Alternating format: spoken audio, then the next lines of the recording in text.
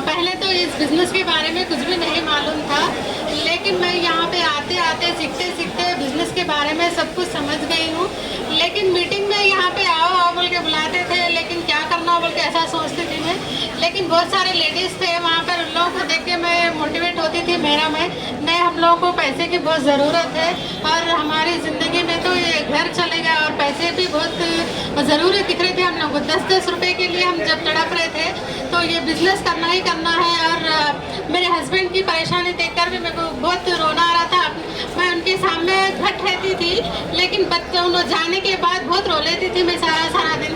और जब बोलती थी मैं, मतलब जब ड्राइवर थे ना, जब थोड़ा नॉर्मल था ज़िंदगी, फिर ट्रैवल्स था ना तो थोड़ा थोड़ा नॉर्मल था, लेकिन वो अच्छी ज़िंदगी देखते देखते फिर यहाँ पे पूरा लॉस हो जाने की वजह से बहुत सारा गम होता था कि ऐसी हो गई ज़िंदगी। और मेरे बच्चे भी बड़े होने लगे और आगे जाके कैसा होता बोल के ये, और इन जाने के बाद मैं रोते बैठती थी अकेली। और एक एक बार समझती थी मेरा मैं मतलब अम्मी अब्बा मेरे को कैसा शादी करके दे दिया, अगर आगे जाके कैसी ज़िंदगी होती, ऐसा सोच के मैं रो लेती थी। लेकिन कभी दिन उनको तकलीफ़ नहीं देती थी मैं, कि वो देखे नहीं जाता था वो पैसों की तकलीफ़। और लोग फ़ोन करके गुस्सा करते थे, बहुत सारा अंदर से बहुत तकलीफ़ होती थी, लेकिन कभी दिन उनके सामने मैं बोलती नहीं थी। तो ऐसा करते करते और बिज़नेस में आते आते हम लोग सीख चुके हैं। और बिज़नेस में आते ही हम लोग को, जैसा बिज़नेस शुरू करते ही पैसे नहीं आते, लेकिन टीम आने के बाद में, हम सीखने के बाद में, सीखते सीखते हमको पैसे आने लगे। फिर हम छोटी गाड़ी लिए, उसके बाद और एक गाड़ी लिए, फिर अब ये गाड़ी लिए। और थोड़े दिन में हम खुद के घर में हम रहने लगेंगे। अब थोड़े दिन में रहने जा रहे हैं हमारे खुद के घर में। जब पहले हम मतलब घर बेचने के बाद दूसरी जगह जा रहे थे ना, तो मैं बहुत सारा 2-3 दिन से मैं रो रही थी, लेकिन उनके सामने मैं दिखा नहीं रही थी, तो इतनी तकलीफ़ हो रही थी। जिस दिन हम लोग वो घर खाली करके जा रहे थे ना, बहुत तकलीफ़ थी, तो सारा दिन रोई मैं। और 2-3 बार दिन भर रोते ही बैठती थी मैं, घर चलेगा अब कैसा बोल के। लेकिन बहुत बहुत थैंक्स वेस्टीज और विनिंग टीम में आने के बाद हमारी ज़िंदगी को लग्जरी ज़िंदगी बना दिए। और इतना अच्छा बिज़नेस समझने के लिए मेरे हस्बैंड को थैंक यू। और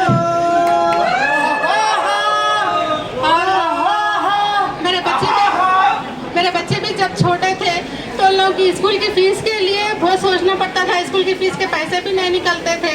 और बच्ची भी जब छोटी थी ना, कुछ मांगती थी तो कुछ खरीदना पड़ता। बच्चियों की तो बहुत ख्वाहिशात होते हैं, लेकिन कुछ खरीदने के लिए पैसे नहीं रहते थे। बच्ची फिर भी ज़िद करती थी, लेकिन मैं बोलती थी वो टेस्ट अच्छा नहीं है, नहीं तो वो जल्दी टूट जाएगा, वो जल्दी ख़राब हो जाएगा।